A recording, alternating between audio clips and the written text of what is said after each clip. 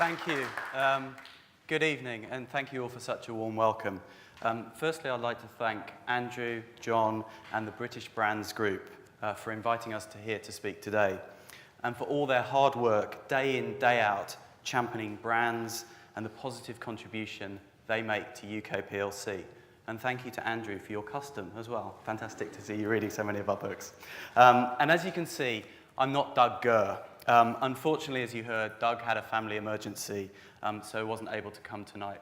So he has asked me to pass on his apologies and send you all his best wishes. As you heard, I'm Simon Johnson. I'm the Director of Media for Amazon in the UK. Previously, I ran our marketplace team, helping small businesses sell and export on Amazon before moving across to head up the media team. And we'll talk a lot about that marketplace business through the presentation.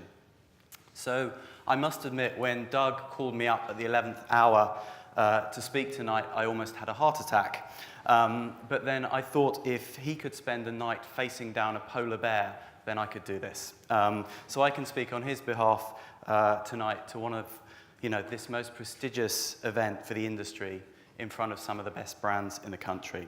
So our theme for tonight is how brands large and small are increasingly empowered through the power of digital. I'll talk a little bit about what we're seeing thanks to digital transformation, talk about what it might mean for brands, and then in about 40 minutes or so, we'll have a drink. So we are entering a moment of huge transformation, as great as any we've seen before, and not just for retail brands, but across all industries. And the pace of change is something we should not underestimate, but instead prepare for, adapt to, and provide the support needed as early as possible to ensure it doesn't leave anyone behind. Preparing for this transformation is as important now as it was in the Industrial Revolution in the late 19th and early 20th century. So one rural business who attended an event we organized to help businesses adopt digital tools and services last year summed it up really well, and I quote them directly. Digital is like the coming of Victorian railways. That's how important it is. That's the analogy. But it will happen in a much shorter period. They could not be more right. I thought the same when I was watching the opening ceremony of London 2012. If you recall, Danny Boyle vividly showed our green and pleasant lands ripped apart, the Industrial Revolution marking the end of a chapter in our country's history, moving from an agrarian economy to an industrial, urban-centric economy. Long term, there has been huge economic gains from the Industrial Revolution. A fast-growing economy, massive increases in productivity, and game-changing inventions like the telephone, the steam engine, trains, cars, planes, and so on, which has transformed life as never before. However, getting there caused huge societal pain in the short term, a key impact being urbanization, and as a society, being too slow to retrain our workforce, leaving a generation behind each time the Industrial Revolution moved up a gear. But we believe the digital age, at its essence, has the potential to address some of the imbalances left by the Industrial Revolution, providing new, exciting opportunities for brands, consumers, and society, by giving us the means to open up access for business, large and small. Thanks to the internet and technology, customers can find and discover new brands that celebrate their individuality, while entrepreneurs and businesses of all sizes, from retailers and product manufacturers to independent writers and filmmakers, can build affinity for their brands amongst both global and local audiences, armed with just a laptop, an internet connection, and a great product or idea. Now, we are not the first people to talk about the future. So there was a gentleman called Thomas Watson, who was the president of IBM in 1943, who said, "I think there is a world market for maybe 5 computers." Then there's the example of Darryl Zanuck, an executive at 20th Century Fox in 1946. He said, "Television won't be able to hold on to any market it captures after the first 6 months. People will soon get tired at staring at a plywood box every night." And finally, Alex Lewint, who was the president of the Lewint Vacuum Company in 1955, and made the bold prediction that nuclear-powered vacuum cleaners will probably be a reality within 10 years. So we quote these points to illustrate something. Predicting the future is really, really hard. And the best we can try and do is identify some trends, sketch out the leading edge of those trends, and speculate about what might happen next. So with that caveat, with the real risk, well, the almost certainty of falling flat on my face, here are 5 key observations that we at Amazon have seen from day one of the digital age. First is the democratisation of commerce and its impact on brands. Digital transformation has provided hundreds of thousands of businesses, small and large, with access to a global digital infrastructure and global logistics operations that have democratized the ability to start and run your own business, allowing brands to reach out far beyond their shop window and access customers in a targeted way without heavy capital investment. And it's not just pure online brands that are benefiting from this. The distinction is increasingly non-apparent. Small and large bricks and mortar brands alike are benefiting from the digital opportunity too. By embracing the digital era, these small high street brands are exporting more, are boosting their productivity, and are growing their revenues to the point where it enables them in some cases to expand their physical presence. They have grown locally and globally, which is a clear sign of the huge possibilities the digital era brings to small brands in global commerce. A great example of how digital has empowered small businesses is Dock and Bay, you can see on the slide. This was set up by two young entrepreneurs, Ben and Andy. They sell their own brand of beach towels using the power of online to build their business and their brand. Dock and Bay are now on track to turn over more than £2 million this year, with over £500,000 of net profit. Online sales account for 75% of their revenue, and they export to the US, Canada, Japan, as well as across Europe.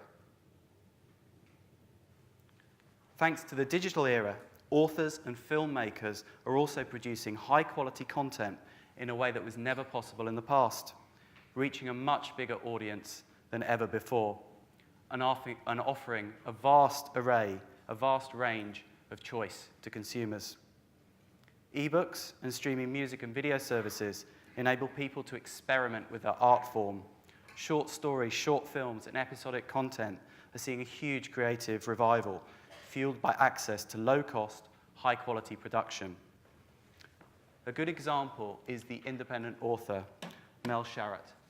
You can see Mel on the screen. Mel always wanted to be a published author, but it just wasn't happening. Then her life changed. First, she was diagnosed with a serious health condition and had to undergo major surgery. Then, while in recovery, she was made redundant from the job she held for 13 years. She decided to focus again on her writing and went down the route of using a service at Amazon called Kindle Direct Publishing, or KDP, which instantly makes your book available in our Kindle bookstores globally. The first book she published was called Taunting the Dead, a crime novel, which hit the charts within weeks, climbing to number 3 in the Kindle bestseller charts and staying in the overall top 100 for 3 months. And through the sales of her books from self-publishing online, she's now able to become a full-time author. So these are examples, just 2 examples of the democratization of commerce. Tools and services that were once only available to the very largest businesses are now available to all. As I said before, all you need today is a laptop, an internet connection, and a great product or idea. Moving on, our second observation is that the digital transformation provides the opportunity to revive the rural economy across Britain. Rural businesses already contribute a staggering £299 billion in gross added value to the whole UK economy, according to Rural England. And there are over 750,000 rural businesses in the UK. That's a quarter of all registered businesses in the country.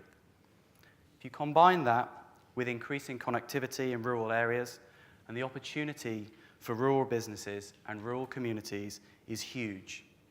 And we're not even close to realising the full potential of that connectivity. The continued rollout of high-speed broadband and 4G networks will support faster speeds, more capacity, and better quality of experience. And the rollout of 5G will lead to further improvement, including very low latencies, high reliabilities, to enable a whole set of new services. So technology and high connectivity give people living in rural areas access to the best of both worlds. A rural lifestyle with lower costs, no stressful commute, and beautiful scenery, combined with access to the urban benefits of the best high street brands, popular films downloaded at the click of a button, business supplies, and low-cost everyday essentials delivered to their door. To put numbers on this opportunity, we commissioned research from Rural England and Scotland's Rural College to look at the digital opportunities in rural areas, and found that up to £26 billion a year could be added to GVA, and £15 billion a year to business turnover, if we see greater adoption, digital adoption in rural areas. So this is an opportunity that brands selling on Amazon realise every day. More than 10,000 businesses selling on Amazon are based in rural areas in the UK, building their brands, selling their products and services to millions of customers in the UK and around the world. And I'm sure this pattern is no different on other online marketplaces. Let me give you just 3 examples. So here you see Karen. So Karen is based in rural Dumfries in Scotland. She left her day job after 16 years of employment when her fair trade home furnishing business, Second Nature, started to take off. Evolving from being a fair trade bed and breakfast, buying furnishing from wholesalers and selling its own fair trade furnishing, Second Nature now exports homeware products around Europe and generates roughly £350,000 in annual turnover. Karen told us that half of last year's annual turnover is thanks to selling online through Amazon. Then there's Helen, founder of Lente Designs. Helen left city life to start afresh with their small business in rural Buckinghamshire, mainly for the better quality of life. She has been successfully designing and selling her tablet and Kindle cases through Amazon, and uses a service we have called Fulfillment by Amazon to store and distribute her products to customers across Europe on her behalf. Using these services freed up space in her house and took the stress out of delivering products at home and abroad. The digital economy has enabled her to outsource her logistics and customer service operations so that she could focus her time and effort on creating an excellent brand, spending time with her family, and enjoying life in her new rural home. Sales through Amazon now account for over 1/3 of her total annual revenue. And lastly, we have Tracy. So Tracy was the founder of Highborn Skincare. Tracy was diagnosed with breast cancer 4 years ago and had to endure a long treatment of radiotherapy, chemotherapy, and surgery. She wanted to focus on something that would take her mind off therapy and wanted to achieve something she could be proud of. During her treatment, she also became concerned with the cosmetics she was using on her body, so decided there and then to design a boutique range of high-quality beauty products and started selling them on Amazon. She now runs her successful business remotely from her home in rural Swanage on the Dorset coast, has more time to spend with her family, and already has a successful business that's not only growing, but allows her to give back money to the charity, to give money back to the charity against breast cancer. So, our second observation is that for the first time, we have an industrial revolution that can start to reverse the process of urbanization and bring prosperity back to our rural communities in this green and pleasant land. Our third observation is that increasingly, the default setting for success is to be wherever your customers want to find you. Amongst all the focus on digital, it's important to remember that the vast majority of retail spend in the UK is still offline. We get a lot of attention for our size, but in reality, we're about 2% of UK retail sales. So bricks and mortar is here to stay, but is changing and evolving. And that means brands powered more and more by a mixture of online and offline. More and more digital technology plays a role in ensuring brands are attractive, sustainable, and meet changing consumer demands.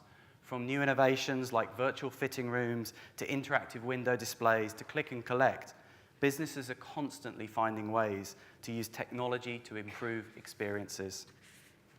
And we're seeing this for large and small players.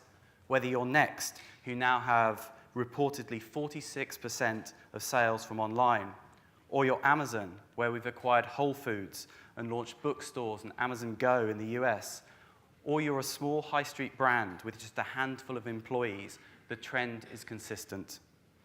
For example, I'm going to tell you the story of two businesses.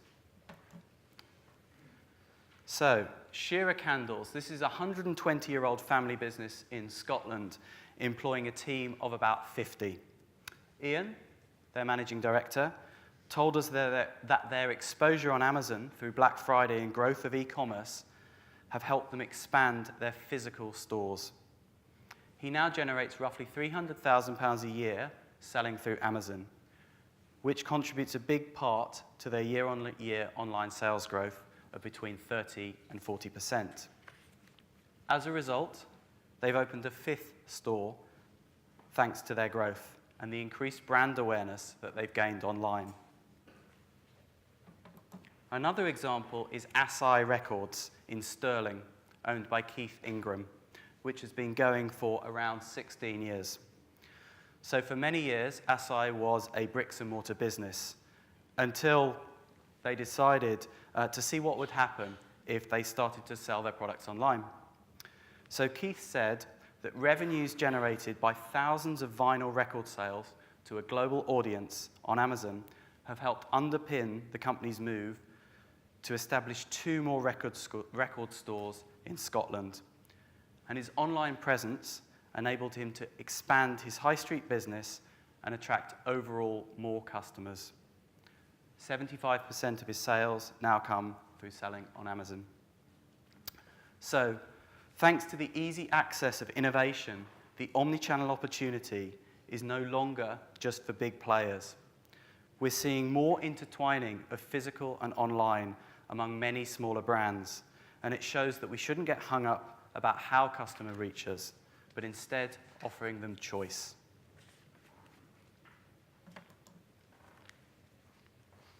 Our fourth observation is that the digital era has eroded the historical barriers that hindered exporting, enabling access for all brands, large and small, urban and rural, to customers around the world.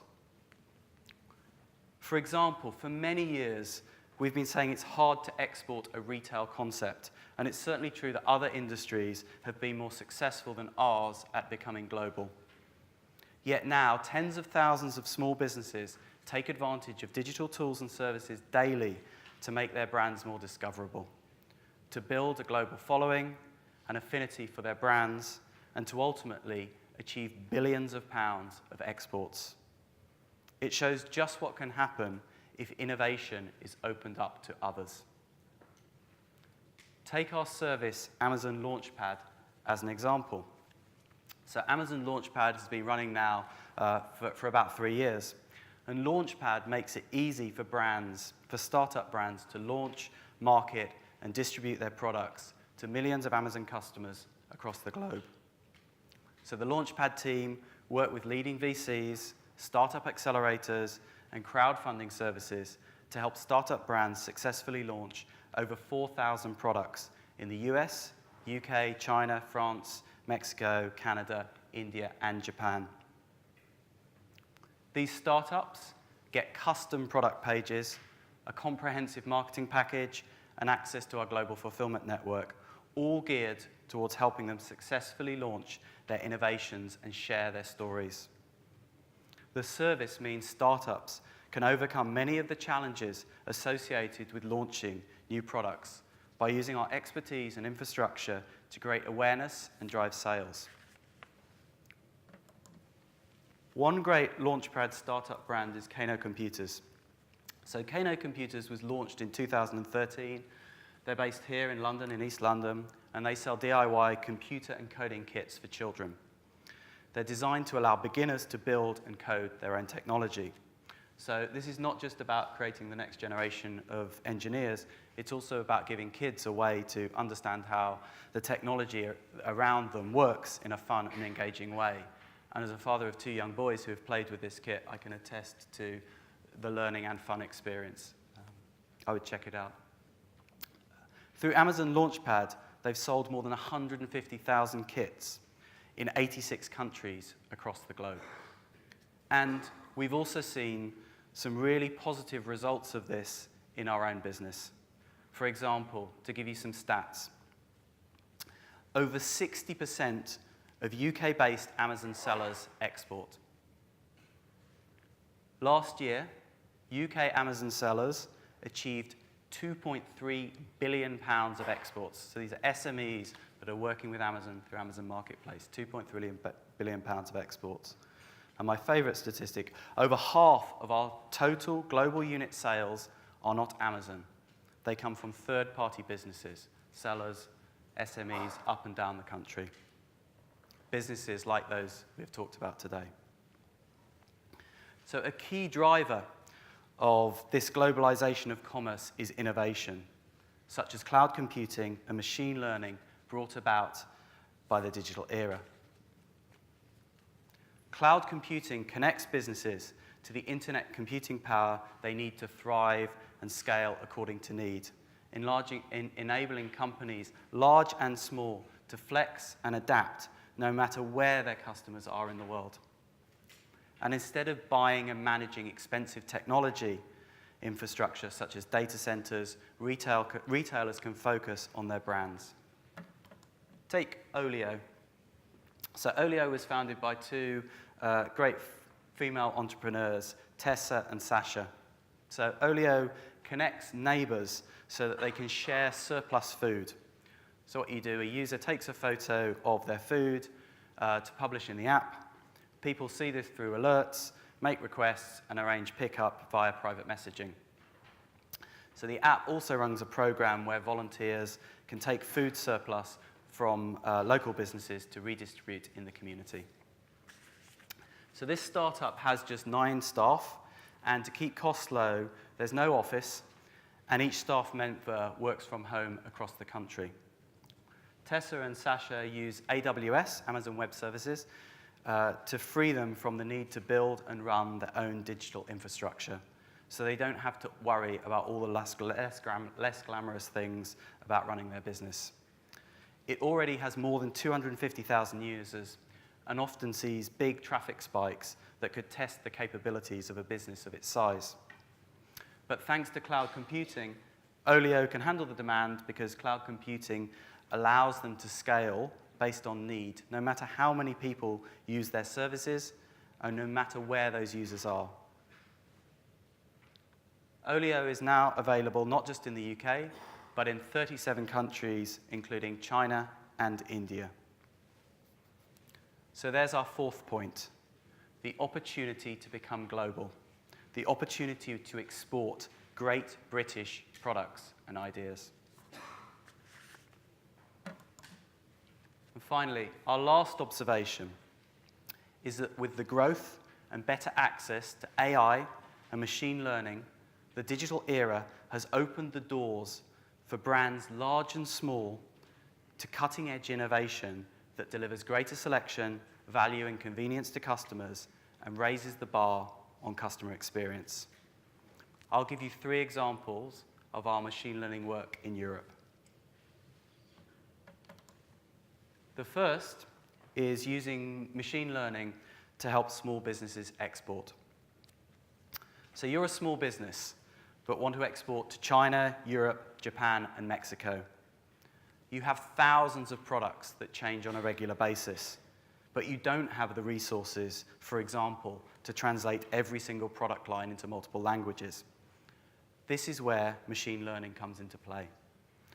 Our machine learning teams work with hundreds of millions of items in a multitude of languages and use natural language processing and supervised machine learning to ensure customers get the products they want and to help businesses predict what their customers will need and when and in what sizes, reducing the challenges for small businesses exporting. A second example is Alexa, our cloud-based voice service. Since Alexa runs in the cloud, it's always getting smarter. It's key to our business, which is why this year we've expanded our development center in Cambridge, boosting investment in machine learning and other research and development programs with a new site and capacity for over 400 people. But the key to its success lies in opening the innovation up to others, empowering third-party developers to build new skills for Alexa every single day. There are now thousands of Alexa skills available for UK customers, enabling businesses, large and small, to extend their reach in new and exciting ways, but whilst at the same time raising the bar on customer experience and delivering growth for Amazon. So take the small laundry brand Laundrapp you see on the screen. So the company wanted to innovate within a 150-year-old industry, and so created an app which allows you to order the collection and delivery of your dry cleaning. And to give their customers more convenience, they used the free Alexa Skills Kit. This is a self-service set of tools that enable anyone, from a large corporation to a small business, to experiment and create new capabilities for Alexa, to design their own skill. Now customers can simply say, "Alexa, ask Laundrapp to pick up my laundry tomorrow." Voice assistants are a great example of emerging innovation that's enabling smaller brands to have conversations with their customers, and tens of thousands of small brands have accessed this innovation to reach global audiences and interact with customers in new and exciting ways. A third example is strawberries. So without machine learning, employees at our fulfillment centers must examine each and every batch of fruit and vegetables individually. This check shows huge variance, takes a long time, and is highly subjective. An hour later, the same expert decides differently for 20% of the goods. With machine learning, our people don't have to check every strawberry. Instead, using pictures like these, they train a machine to do it for them. A machine learning approach means that every batch of strawberries or tomatoes is automatically checked with vision-assisted technology. With machine learning, the system learns with every correction as humans teach it, and it becomes better over time. The technology recognizes signals the human eye cannot. So these are just 3 simple examples of how AI and machine learning is starting to transform the efficiency and quality of all our business processes. So, as you can see, the digital age brings huge opportunities for British brands. Even the smallest British brands are now able to take risks, experiment and scale their ideas through the power of cloud computing. And they're able to target and build global following thanks to open access to machine learning tools that enable them to reach global audiences in their own language and their own currency. And they're able to compete with larger brands thanks to open access to global logistics and a global digital infrastructure that levels the playing field by negating the need for large capital investment. So, a lot of change is coming, but as I said at the start of this presentation, predicting the future is really hard. One thing we often find, actually regularly say at Amazon, is rather than trying to focus on what's going to change, it's better to focus on things we know won't change, things that will stay the same. And the fundamentals have not changed. Customers still care about the same things they've always cared about. Do you have the selection I want? Is the price reasonable?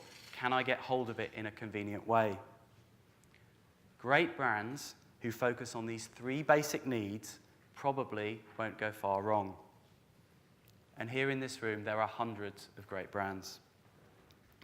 So the future for British brands is bright. Who knew that 20 years ago that customers would do their shopping on a phone screen on the train home? Who knew that you'd be able to download a book wherever you are on an app in 60 seconds? Who knew that you could download a very English scandal to your phone and watch it at work? I don't doubt that many people downloaded John Preston's brilliant book behind the series in the last month, but people will have also bought it in traditional shops, from Waterstones to the station branches of W.H. Smith's. Many will also download the new Patrick Melrose novels, now that the Benedict Cumberbatch series has been announced. But his picture on the cover will drive people into traditional bookstores too, and even rejuvenate the sales by second-hand sellers of the first hardback editions. We're used to revolutions and renaissances, and customers have embraced every change with enthusiasm and demanded more. This is the first industrial revolution where, if we get it right, we have the chance to share the benefits more quickly and avoid leaving a generation behind. But to fully grasp these opportunities, whilst also learning from the mistakes of the past, we must all work together to ensure everyone benefits, both now and in the future. When we transform the way we do business, it also transforms the types of roles our organizations need to serve our customers. Engineering, maths, and other tech-related skills are going to be essential for brands of the future. So the question that needs answering is, how do we prepare the industry and our workforces for the future world of work? Many in this room are already rising to the challenge. A great example is the Productivity Leadership Group. This is a business-led organisation backed by the UK government to increase productivity amongst businesses in the UK, led by Charlie Mayfield from John Lewis, and supported by businesses including Rolls-Royce and the CBI. The PLG found that if all except our most competitive businesses were able to improve their productivity to match the companies ranked 10% above them, they would unlock an additional £130 billion of gross value added every year, a huge boost to business confidence. So the PLG formed Be the Business, a new movement of business of all shapes and sizes across the UK who want to improve their own performance, ensure their workforces have the right skills, and share their advice and experiences with others to do the same. Be the Business provides information and tools and works with communities across the country to understand what works on the ground, learning and sharing best practices with all UK businesses to ensure that everyone can realise higher productivity. If you haven't seen what they're doing, please take a look and get involved. Then there's the closer collaboration between the Department for Education and Industry on apprenticeship and developing new T-levels, providing more hands-on technical training to help upskill the full breadth of our workforce.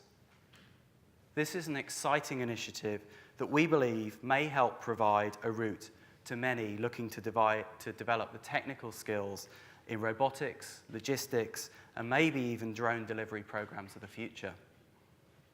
And for our part, we've rolled out 4 programs to help both small brands, lifelong learners, and the next generations have the skills to fulfill their potential in the digital era. With our Career Choice program, we pay 95% of tuition fees for associates in our fulfillment centers so they can earn certificates and associate degrees in high-demand occupations such as aircraft mechanics, computer-aided design, machine tool technologies, medical lab technologies, nursing, and many other fields. Our AWS Restart training and job placement program gives young people, military veterans, reservists, and their spouses on-the-job training on the latest software development and cloud computing technologies. Our Women in Innovation bursary funds female students from low-income households throughout their undergraduate course in STEM-focused degrees like machine learning, informatics, and software engineering. And finally, our Amazon Academy program, now with the DIT, provides hands-on practical advice for small and rural businesses on how to grow their revenue, improve their productivity, and boost their exports by skilling them on digital tools and services. But as a sector, we can all do more to help our workforces prepare for the digital future. The need for developing core skills in STEM, coding, engineering in our current and future workforce. This is the challenge, because these are the skills needed to flourish in a digital era. So we hope everyone here joins us in taking up that challenge to help people up and down the country build successful long-term careers in commerce.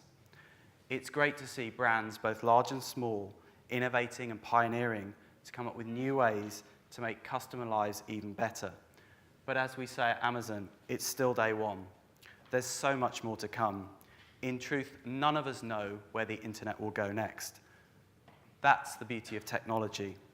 We're doing things and experiencing things that we could never have imagined, let alone our parents or our grandparents. But whichever path the digital era takes, I hope we all play our role in ensuring that the 4th industrial revolution is one that provides access and benefits for everyone. Thank you.